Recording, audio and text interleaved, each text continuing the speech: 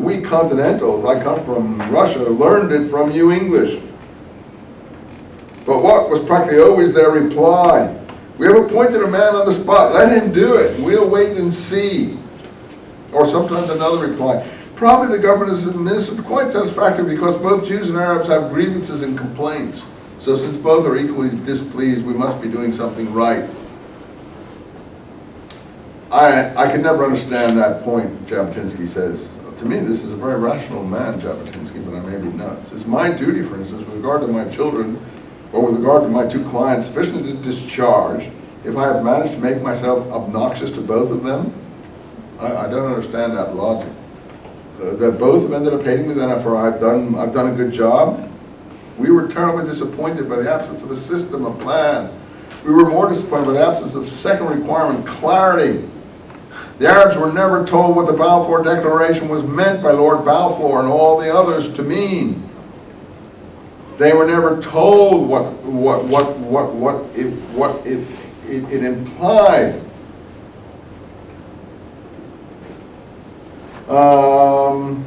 Anyway, this has been the system from the beginning. Really interesting discussion here. And this is to a British committee. So different from, as you see, Weitzman. Let's see. In Palestine, we were threatened with pogroms, but the government kept cutting down the number of troops. And we tried to say, look, just like in Kenya, we have to defend ourselves. We have to have self-defense. And this he considered to be a holy duty. So the Jews, you see, have never been allowed to defend themselves in 2,000 years. And so people like him and Wingate. The problem was Wingate didn't seem to know this person. He only knew Weitzman. He would go to Weitzman all the time with his problems. If he had gone to Jabotinsky with his problems, there may have been a more appreciative acceptance of what he was trying to do. So this is our only piece by Jabotinsky, but you get an idea. It's a holy thing, self-defense. We had in our case to prepare 565 by underhand methods with insufficient equipment, with insufficient drilling in an amateurish way. I really do not know how a government can allow or tolerate such a state of things after 3 experiences. There were 1929 were terrible riots. I'm sorry if I get excited. I apologize to the committee and I hope they understand the reason for it. There were massacres in Hebron and places like that. If you cut the troops in Palestine far beyond the limit of safety, and you see parallels today in Iraq, and the explanation that the British taxpayer does not want to give his money nor his sons, that's quite natural. That's quite natural.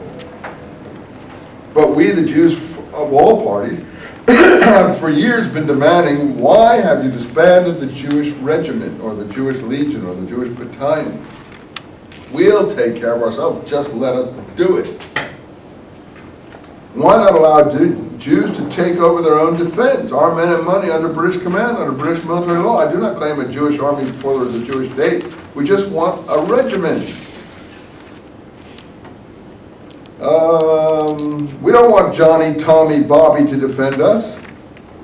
If in building Palestine sweat and gold have been employed, let us give the sweat and let us give the gold. If blood has to be shed, let it be our blood, not English blood. We're willing to do our part. So different than Weitzman. This is like the difference between a dreamer and a man. Man is a dirty word these days, I understand that. In any case, that's what I used to call it when I was young, a man. That was considered something really a compliment to some at one point in the old days. Anyway, I know the attitude of this commission refusing to dwell on the actual cause of the riots that have broke out in 29 and 37. I still ask, is there a plan? Is there a line of action? Mr. Eden, who later became Prime Minister in the 50s in Geneva, must formally, in so many words, promise the League's Council that a Royal Commission had been appointed, would investigate the facts. Where is then the Royal Commission which will investigate who is guilty? Because I claim somebody is guilty. Again, not like Weitzman. He doesn't ask them to tell the truth. He says somebody is guilty. I claim that a tremendous amount of ammunition for the Arabs has been allowed to percolate into Palestine. That's still going on now in Gaza. That's going on the West Bank in massive amounts. When I lived on the West Bank, there was no ammunition, nothing. Nobody was killing anybody. Nobody had guns. It's the result of the peace process. Pretty soon there'll be Iranian rockets and everything else, poison gas, whatever. Both before and during the events, I claim there was neglect of duty in examining first victims. I claim there is something I want to understand, but do not understand. In fact, while a general strike in Jaffa was in progress, there was no general strike in Haifa. I want to understand whether it is true that there had been some gentleman's agreement, a revolt by leave on one part of Palestine, but no revolt where it was requested. In other words, he says that the British people on the spot were colluding in this. They allowed revolt here, but told them don't revolt there. I want to know why such things happen in the country and nobody's guilty, nobody's responsible for murder and so on, and massacres. I've heard about the man on the spot, but I want him to answer for the errors. And he repeats Zola.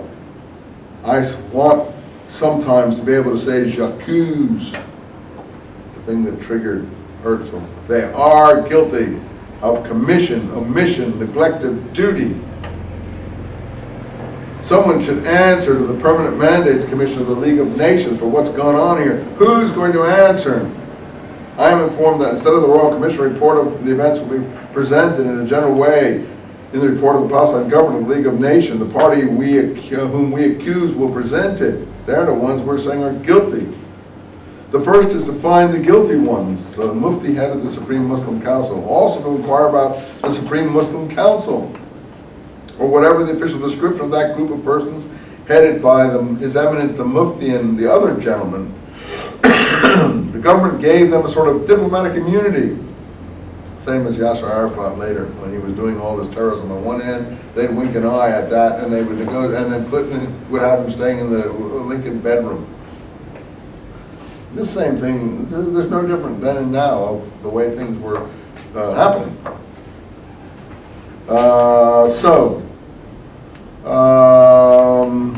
Let's see, where were we? The government negotiated with them. I submit most respectfully and humbly that some independent commission, independent of the colonial office, independent of the man on the spot, should inquire and investigate the question of guilt. I believe it is guilt. I believe that person who is guilty should be punished. That's what I humbly demand. And as to the remedies, the main remedy, in my opinion, is the plan and the truth. Where's the plan? Tell the truth. Arabs and Jews should be